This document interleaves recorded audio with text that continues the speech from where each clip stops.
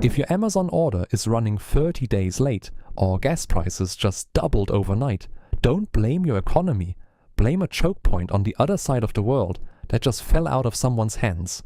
Throughout history, 5 narrow straits have controlled the flow of global sea trade. 5 wars were fought over them. 5 great empires were destroyed because of them. And the formula hasn't changed in centuries. Tax what passes through. Get rich, build an empire. Once you're powerful enough, raise the toll as high as you want. Hold the strait, and you hold the wealth. Lose it, and it's over. And right now, in April 2026, one of those straits just shut down again. The pattern is running flawlessly. The real question is, who's next? Follow the money, and you'll see exactly who's in the crosshairs. And if you don't understand this global chess game right now, being on the losing side of the next crisis isn't a risk. It's a certainty.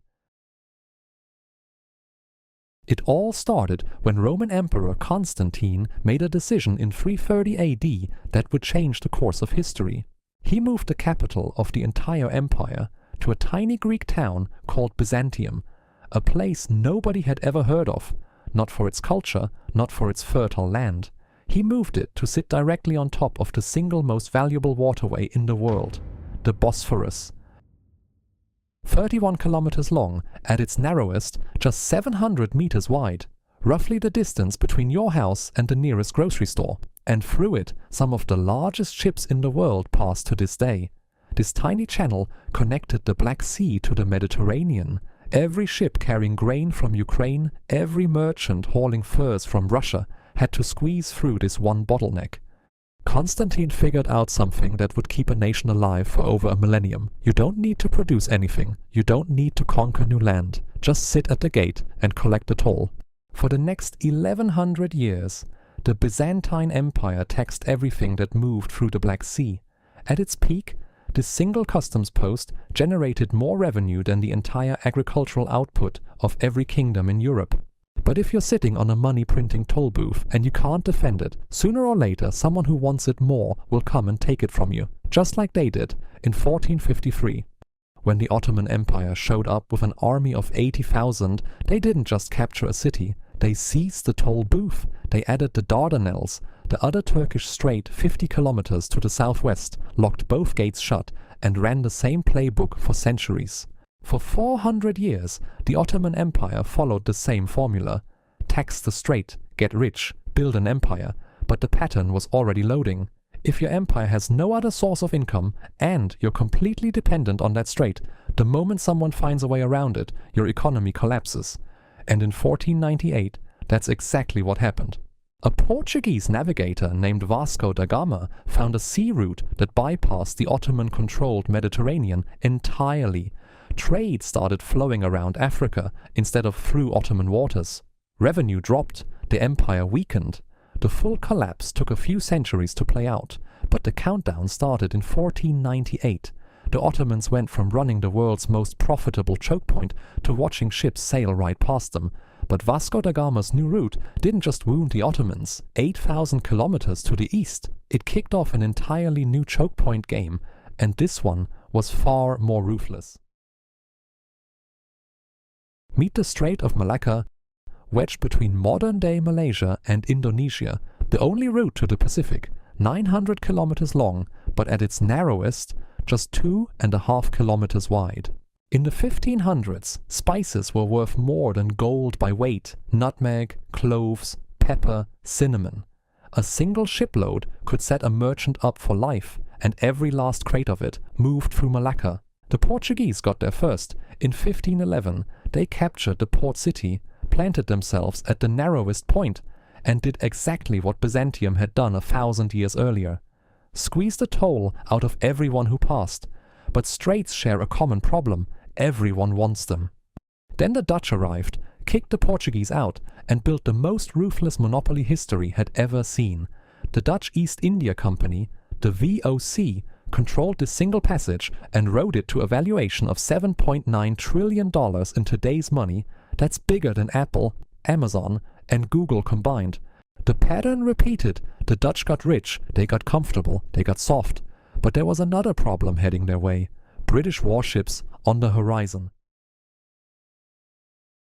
This is where the story gets interesting, because the British Empire attempted something no empire before it had ever tried. They didn't settle for one strait, they built a chain. As Admiral Sir John Fisher put it, the world has 5 locks and 5 keys that open them: the Strait of Dover, the Strait of Gibraltar, the Suez Canal, the Strait of Malacca, and the Cape of Good Hope. The British Empire held every single one. Look at a map of the British Empire at its peak, and the territories seem scattered at random across the globe. But none of it was random. Gibraltar, captured in 1704. This handed Britain the gate between the Atlantic and the Mediterranean. Nothing moved in or out without British say-so. Aden, at the southern tip of the Arabian Peninsula. It controlled the approach to the Red Sea. The French built the Suez Canal, which opened in 1869. When the Egyptian government went bankrupt, the British spotted their chance and bought a controlling stake for £4 million overnight. London owned the fastest route between Europe and Asia. Voyages that used to take months around Africa could now be completed in hours. Singapore, established as a trading post in 1819. It sat right on top of the Strait of Malacca, the same choke point the Portuguese and Dutch had fought over for 3 centuries. Now it belonged to London. Cape Town, the backup plan. If Suez went down, ships could still reach India by sailing around Africa through yet another British-controlled port. They held all 5 of the world's most critical choke points. That translated to control over roughly 60% of global maritime trade. Without conquering every country on Earth, they'd achieved the same result, just by sitting at the doors. The economic numbers were staggering. Between 1870 and 1913, British-controlled shipping lanes carried more tonnage than every other navy in the world combined. The insurance market in London, Lloyd's, set premiums based on whether a ship passed through British-controlled waters or not. The entire financial system was engineered to reward you for using British choke points. But the pattern was already running. Defending those straits cost more than they brought in. Maintaining a global navy was bleeding the treasury dry. Then came World War I, then World War II. The coffers were empty. In 1956, the Suez Crisis made it official. Egypt's President Nasser nationalized the canal. Britain and France fought to take it back, but it didn't matter. America stepped in and shut the whole thing down. The moment Britain lost Suez, the empire was finished. An economy built on choke points cannot survive without them. The Americans had been watching all of this very closely, and the move they made next changed the rules of the choke point game entirely. In 1903, America created a brand new country, Panama. The reason Panama exists is that Colombia refused to grant canal building rights, so Washington backed an existing rebellion, stood up a new nation, and secured the rights within days. But America didn't just collect tolls. It turned the canal into a massive military asset. The US Navy cut an ocean crossing that used to take weeks down to days. Then, in 1977, President Jimmy Carter signed a treaty handing the canal back to Panama. The transfer was completed on December 31st, 1999. But why? Because the newest generation of mega cargo ships couldn't fit through it, and maintenance costs had outgrown the revenue. Before the canal, a ship traveling from New York to San Francisco had to sail 12,000 miles around the bottom of South America. After the canal, the same trip was 5,000 miles. The economic impact was massive. Shipping costs plummeted. Trade volumes exploded. The pattern held. Build your wealth on a choke point, grow dependent, watch the cost of defending it, overtake the revenue, walk away. If you think America gave up on the choke point game, you're dead wrong. They just moved to a far more dangerous strait. And that brings us to right now, to the crisis unfolding as you watch this, the Strait of Hormuz. Between Iran and Oman, the shipping lanes are just 3 kilometers wide in each direction, and through that gap flows roughly 20% of the world's oil supply. Every single day, about 17 million barrels of crude oil pass through Hormuz. Oil from Saudi Arabia, the UAE, Kuwait, Iraq, and Qatar. If Hormuz shuts down, 1/5 of the global oil supply vanishes overnight.